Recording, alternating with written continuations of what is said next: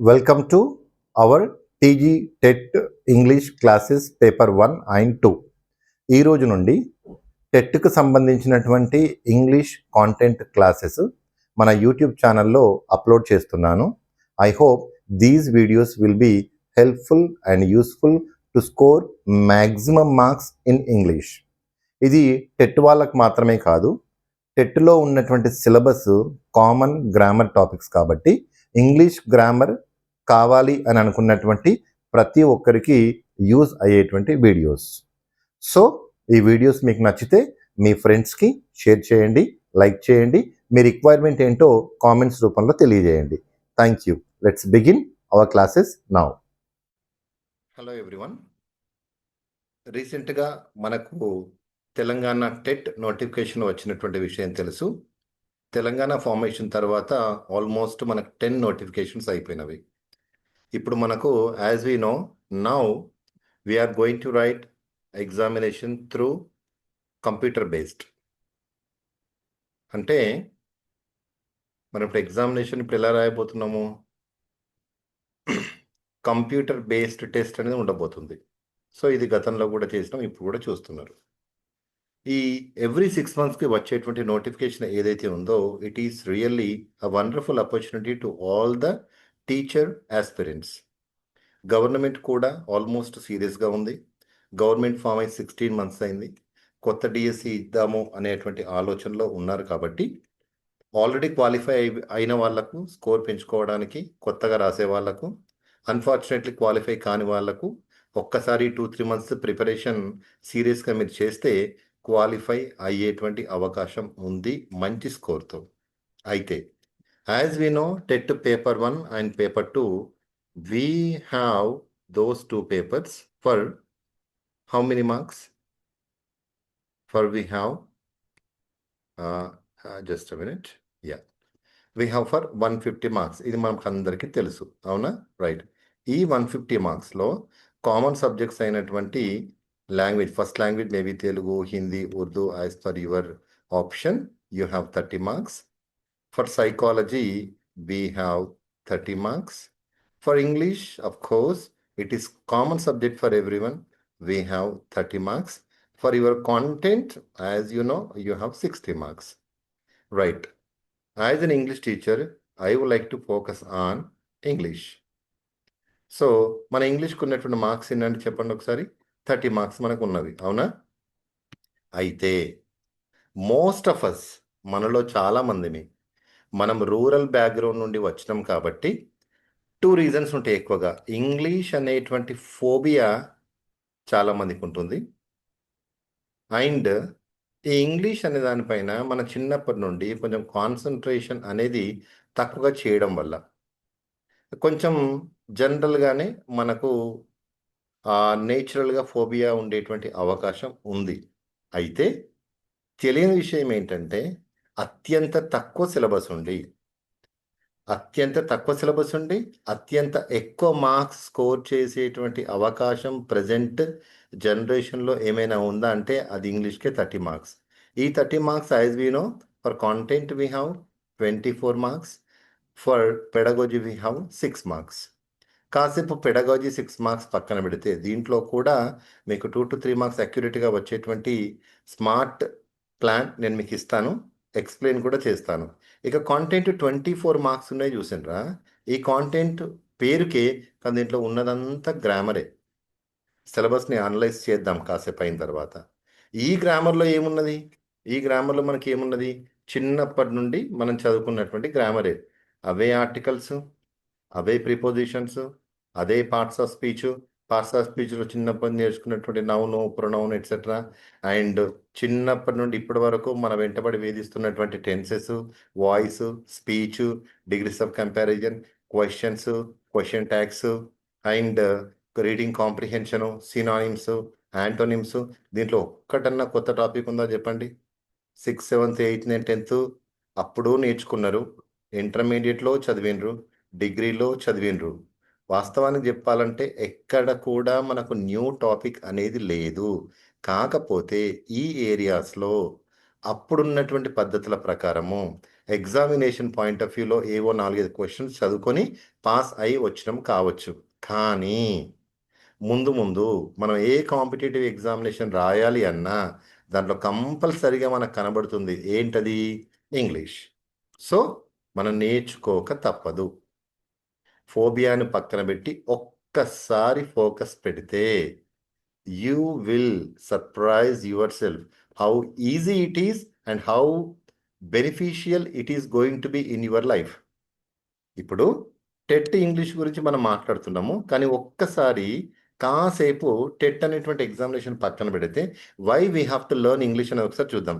Number 1, our first goal is to qualify in English, to qualify in TET examination, and that to ఇంగ్లీష్లో maximum marks that is 25 to 28 marks తెచ్చుకునేటువంటి goal పెట్టుకొని చదువుతాం. First thing.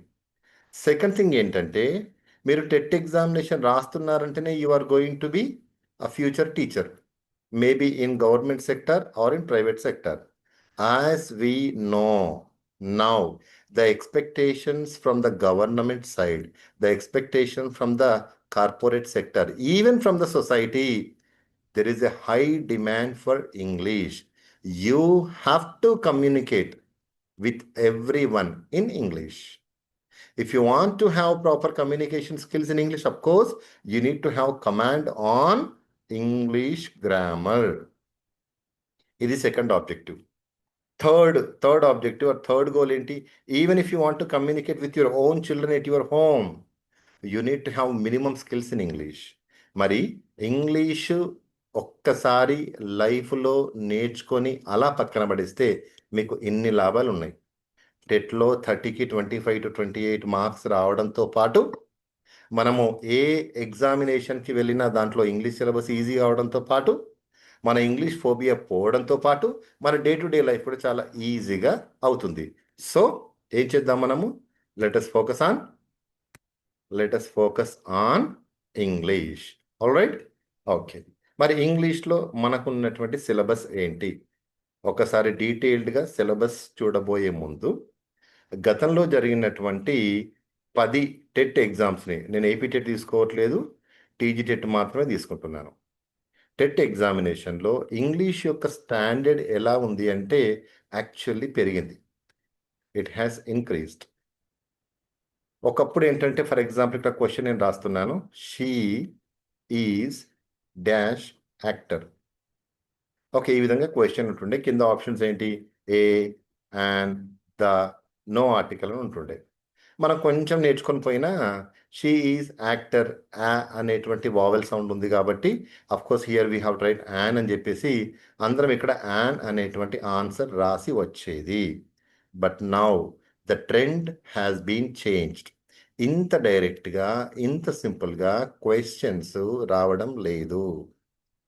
Unfortunately English అనేది, though you are going to be a Telugu teacher, Hindi teacher, maths teacher, science teacher, social teacher, మీరు ఏ teacher అన్నా కానివ్వండి, అందరికీ సైకాలజీ లాగా ఇంగ్లీష్ కామన్గా ఉంది అని చెప్పి ఇక్కడ ఏదో మినిమం లెవెల్ ఆఫ్ క్వశ్చన్స్ని ఇప్పుడు అడగడం లేదు. క్వశ్చన్స్ యొక్క స్టాండర్డ్ అనేది పెరిగింది. ఒక క్వశ్చన్లో ఆర్టికల్తో పాటు, ప్రిపోజిషన్తో పాటు టెన్సెస్ని మిక్స్ చేస్తూ అడిగేటువంటి సందర్భాలు ఎన్నో ఉన్నవి. అండ్ ఇప్పుడు మనం రాయబోయేదంతా కంప్యూటర్ బేస్డ్ టెస్ట్.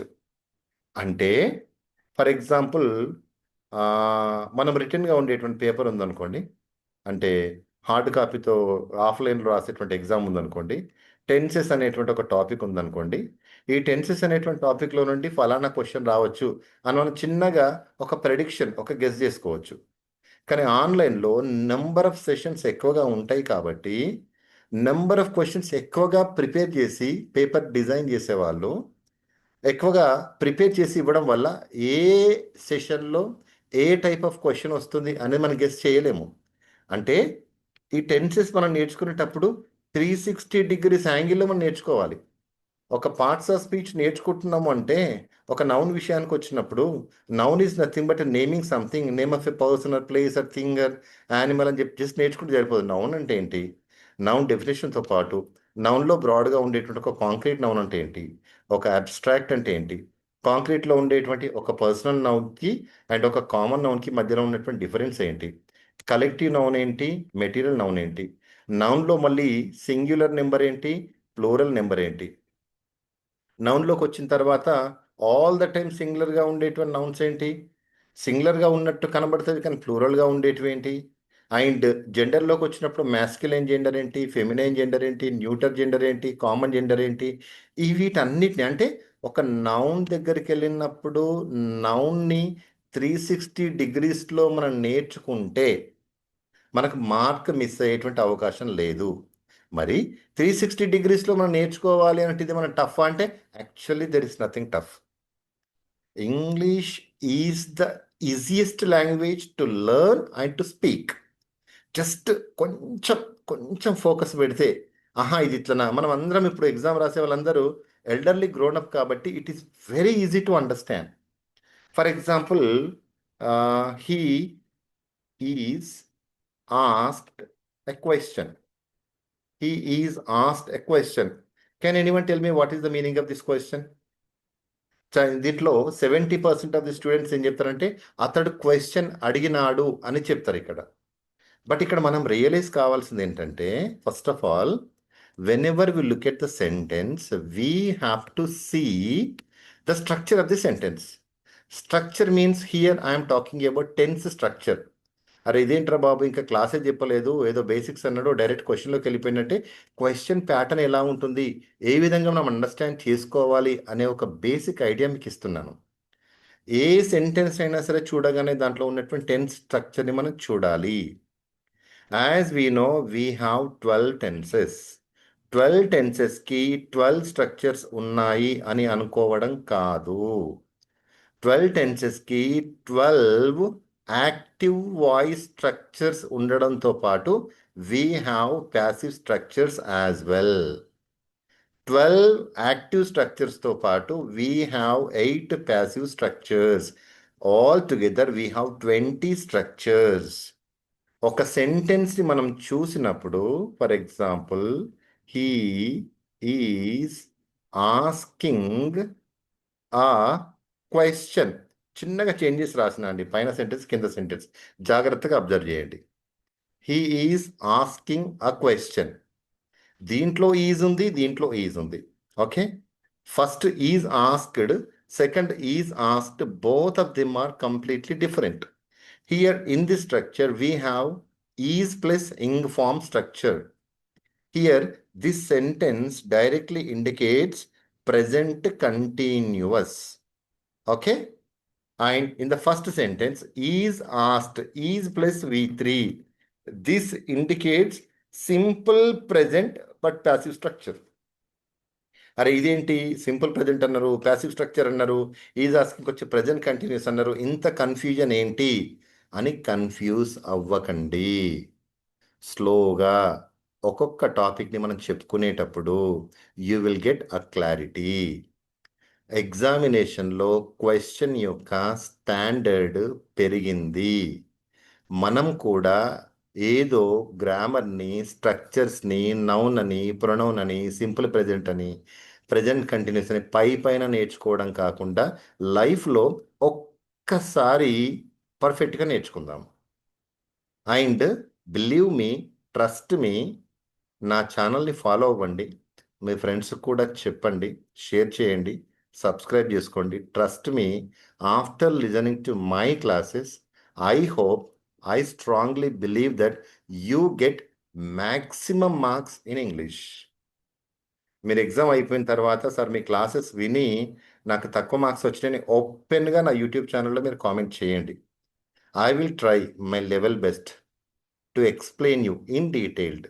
ప్రతిదాన్ని ప్రీవియస్ క్వశ్చన్ పేపర్స్తో కంపేర్ చేస్తూ ఫలానా టాపిక్ డిగ్రీస్ ఆఫ్ కంపారిజన్ అనే టాపిక్ చెప్పుకున్నాము. దీంట్లో గతంలో క్వశ్చన్ ఏ విధంగా ఉంది, ప్రజెంట్ మనం ఏ విధంగా ఎక్స్పెక్ట్ చేయొచ్చు అని డీటెయిల్డ్గా మీకు చెప్పేటువంటి ప్రయత్నం చేస్తా. ఓకే, అండ్ ఇది వెళ్ళే ముందు ఒక్కసారి మనం ఏం చేద్దామంటే మన సిలబస్ ఏంటి, సిలబస్ యొక్క డెప్త్ ఏంటి, మనకున్నటువంటి టాపిక్స్ ఏంటి? Once let us see. కొంచెము ఎక్స్ప్లెనేషన్ స్లో అనిపిస్తే 1.25x చూసుకోండి. ఎక్స్ప్లెనేషన్ కనుక ఫాస్ట్గా ఉంటే కొంచెం స్లో చేసుకోండి. మీరు కామెంట్స్లో చెప్పండి ఎలా కవర్ చేయాలి అనేది. So I will definitely try to come to your level. And ఇక్కడ ఒకసారి మన సిలబస్ చూడండి. సో దిస్ సిలబస్ ఈరోజు 17th ఏప్రిల్. ఈరోజు కొత్తగా మళ్ళీ సిలబస్ని ఇచ్చారు. చూస్తే పెద్దగా మార్పులేం లేవు. టీజీటీ టెట్ ఇక్కడ చూడండి, మనకు సిలబస్ చూస్తున్నారు కదా. టెట్ జూన్ 2025 ఇది. నేను పేపర్ 2 తీసుకున్నాను. పేపర్ 2కి పేపర్ 1కి ఇంగ్లీష్లో పెద్ద తేడా ఏం లేదు. హియర్ ఇక ఒకసారి చూడండి, ఇంగ్లీష్ కాంటెంట్ మనం మొత్తం ఎన్ని మార్క్స్ ఉన్నవి? We have 30 marks here. 30 marks. 30 మార్క్స్లో కాంటెంట్కి 24 మార్క్స్, పెడగాజీకి 6 మార్క్స్. కాసేపు పెడగాజీని పక్కన పెడదాం. ఇక్కడ కాంటెంట్లో చూడండి, first topic is parts of speech, then tenses, then active voice and passive voice, prepositions and articles, degrees of comparison, then let me take conjunction, then direct indirect speech, questions and question tag, types of sentences, that is simple, compound, complex, and composition, that is letter writing. మన descriptive కాదు కదా, objective కదా. దీంట్లో letter రైటింగ్లో ఏముంటుంది అంటే I will explain later. Then precis writing. This is not precise writing. This is precis. Then comprehension, vocabulary, meaning of idiomatic expressions, correction of sentences, sequencing of the sentences, error identification. Okay, you can ask me a question. Sir కొన్ని tick చేశారు, మధ్యలో కొన్ని tick చేయలేదు అంటున్నారు. అక్కడ I'm going to change the colour, then I will explain why.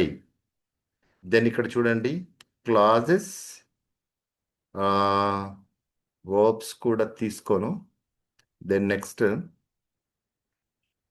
here you can take comprehension.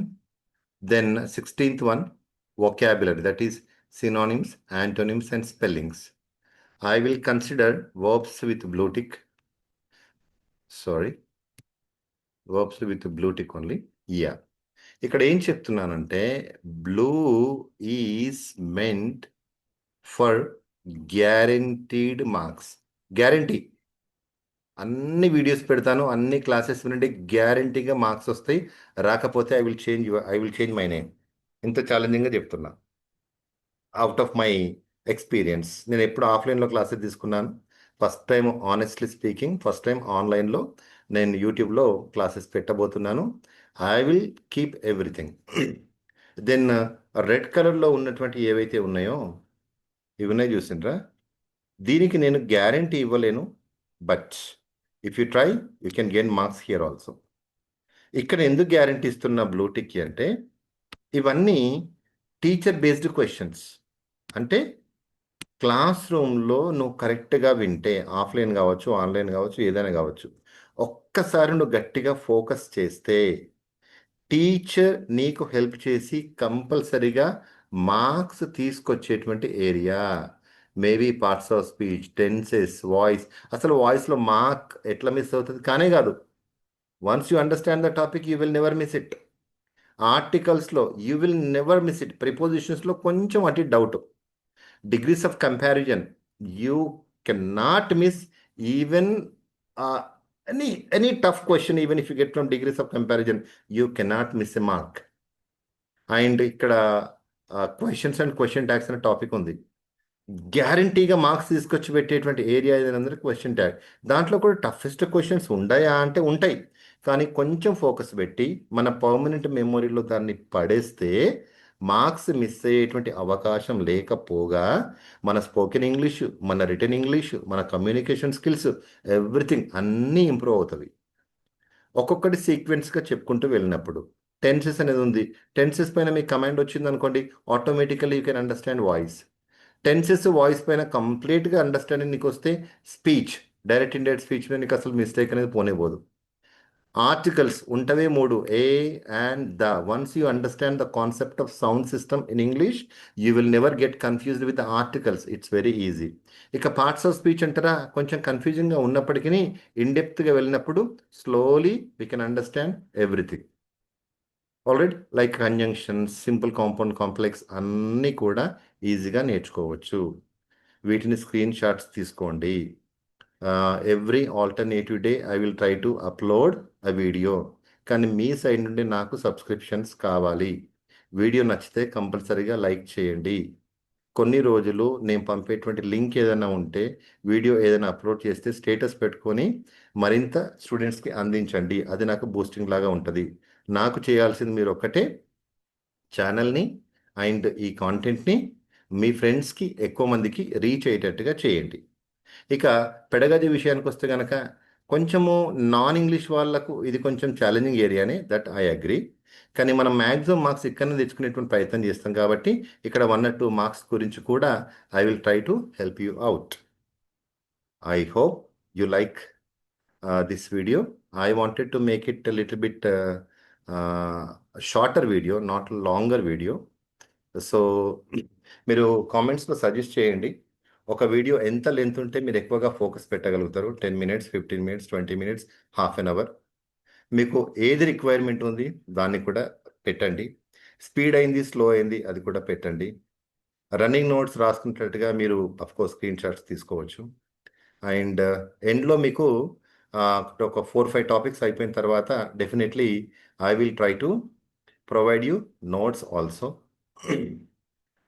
So if anything else you can. And yeah, let me share one question with you. ఒక previous question తీసుకుందాం.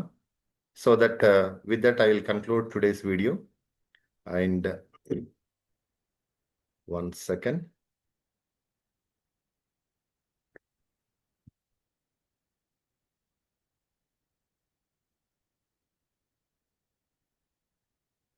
Yeah, I am unable to upload it. Yeah, upload. Fine. నేను అన్ని papers download చేస్తాను. దాంట్లో మీకు శాంపిల్గా ఒకటి తీసుకున్నాను. దీంట్లో ఇది లాస్ట్ 8th January రోజు జరిగిన పేపర్. ఇది 8th January 2025 షిఫ్ట్ 2 పేపర్ 1 తీసుకున్నాను.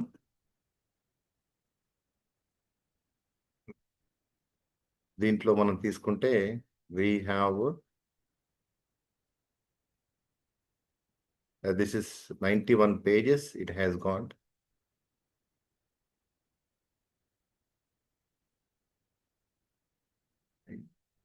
pages. ఒక శాంపిల్ క్వశ్చన్స్ ఎలా ఉంటాయని మీకు చూపెడతాను ఒకసారి. ఆల్రెడీ గతంలో ఎగ్జామినేషన్ రాసిన వాళ్ళు దయచేసి ఈ పని మాత్రం చేయకండి. ఏంటంటే ఇంగ్లీష్ని లాస్ట్కి అటెంప్ట్ చేస్తాం అనేది మాత్రం తీసుకోకండి. ఓకే, యా ఇక్కడ చూడండి, ఈ section number 3 online mandatory number ఏంటి, మనకు మార్క్స్ ఎన్ని ఉన్నాయి ఇక్కడ? We have 30 marks.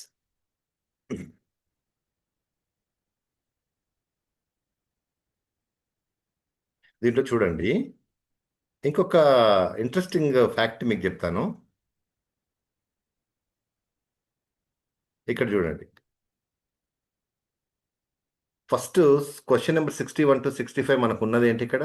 Reading comprehension.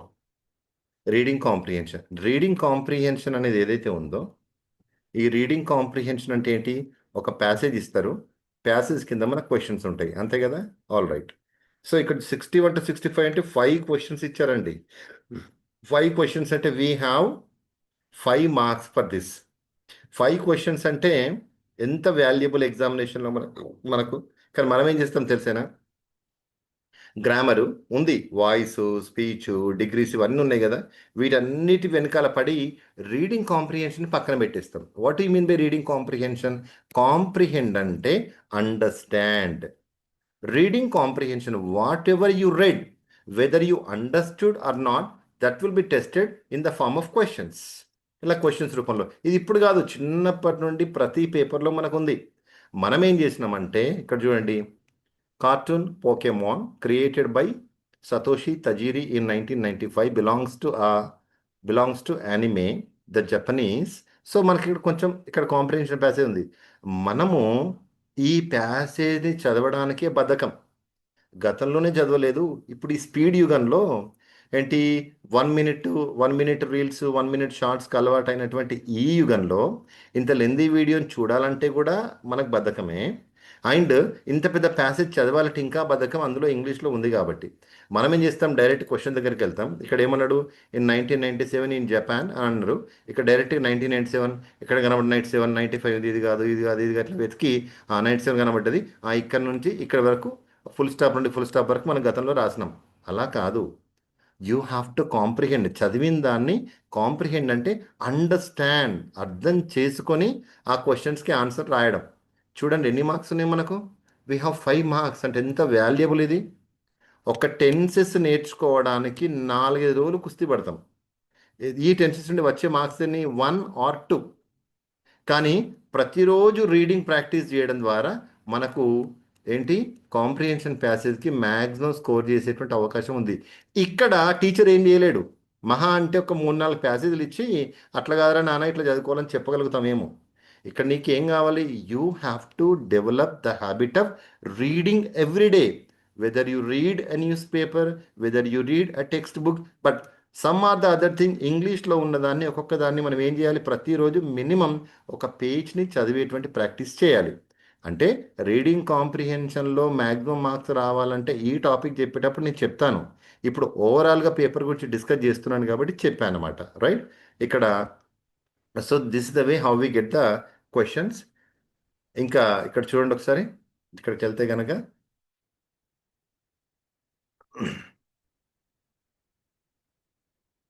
చూడండి 91 పేజెస్ ఉంది. ఏంటి, ఒక క్వశ్చన్ పేపర్. ఇక్కడ చూడండి. Yeah, every one of you focus here. ఇక్కడ yeah, this question I'm talking about this question. Identify the part that contains an error in the sentence. కింద answers చూడకండి. ఇక్కడ ఏమంటున్నాడు, ఈ మొత్తం సెంటెన్స్లో ఏ పార్ట్లో మిస్టేక్ ఉంది అని సింపుల్ క్వశ్చన్.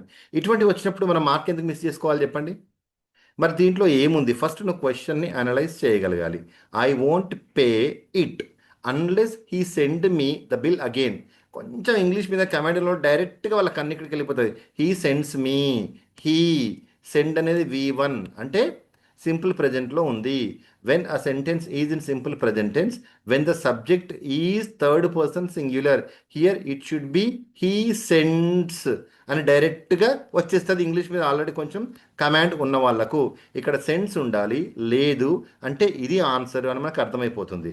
మరి టెక్నికల్గా ఎట్లా చేయాలి, గ్రామాటికల్గా ఇప్పుడు నేను క్లాస్ చెప్తే మీరు ఎట్లా గుర్తుపడతారు అంటే, ఈ సెంటెన్సు డైరెక్ట్గా కండిషనల్స్ అనేటువంటి టాపిక్కి సంబంధించింది. ఈ కండిషనల్స్ అనే టాపిక్ ఎక్కడ ఉంటుంది, this is the subtopic of tenses. ఈ కండిషనల్స్లో మనకు జీరో కండిషన్ అని, ఓపెన్ కండిషన్ అని, ఇమాజినరీ కండిషన్ అని, అన్ఫుల్ఫిల్డ్ కండిషన్ అని ఒక 4-5 కండిషన్స్ ఉంటుంది. ఇక్కడ this is called open condition. అంటే when a sentence is joined with unless, when a sentence has 2 clauses ఉండి అది అన్లెస్ అనే కంజంక్షన్తో కనెక్ట్ చేయబడ్డప్పుడు ఒక పక్కన సింపుల్ ఫ్యూచర్ ఉంటే ఇంకో పక్కన సింపుల్ ప్రజెంట్ ఉండాలి. ఇది రూల్. ఇది హాయిగా బేసిక్గా మంచిగా క్లియర్గా మన టెన్సెస్ నేర్చుకుంటాం. ఇక్కడ కన్ఫ్యూజ్ అయినా మీకు అక్కడ అర్థమవుతుంది. అంటే ఏంటి, ఇక్కడ వోంట్ పే సింపుల్ ఫ్యూచర్లో ఉంది, ఇటు పక్కన ఎలా ఉండాలి, సింపుల్ ప్రజెంట్లో ఉండాలి. సెండ్ V1 సింపుల్ ప్రజెంట్లో ఉంది, అంతా ఓకే. కానీ హీ పక్కన థర్డ్ పర్సన్ సింగ్యులర్ ఉన్నప్పుడు రావాల్సిందేంటి, హీ సెండ్స్. సో ఇక్కడ హీ సెండ్స్ అనేది లేదు, కాబట్టి ఇది మిస్టేకు అని మనం ఐడెంటిఫై చాలా క్విక్గా చేస్తాం. నేను ఇక్కడ ఈ క్వశ్చన్ ద్వారా మీకు ఏం చెప్పాలనుకుంటున్నా అంటే, ఇంత సింపుల్గా ఆన్సర్ ఉన్నప్పుడు ఇంగ్లీష్ని మనం ప్రిపేర్ అవ్వకుండా పక్కన పెట్టి ఎందుకు మార్క్స్ మిస్ అవ్వాలి. So let us focus on our English. Okay, I hope you enjoy this video and you will share even with your friends. Thank you for patiently listening.